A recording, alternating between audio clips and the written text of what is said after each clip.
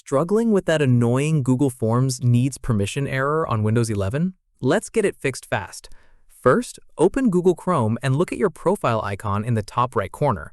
Most of the time, the error happens because you're signed in to the wrong Google account.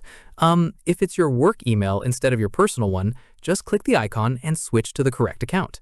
Next, refresh the form link to see if that cleared it up. Now, if the error persists, the form might be restricted to a specific organization. At this point, you'll need to contact the form owner to confirm the access settings. If you are the owner, open the form and click the three dots in the top right.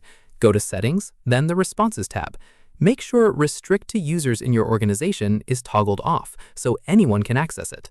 Finally, if you're trying to edit the form, ensure the owner has added you as a collaborator through the Share menu. Once those permissions are updated, refresh the page, and you're all set.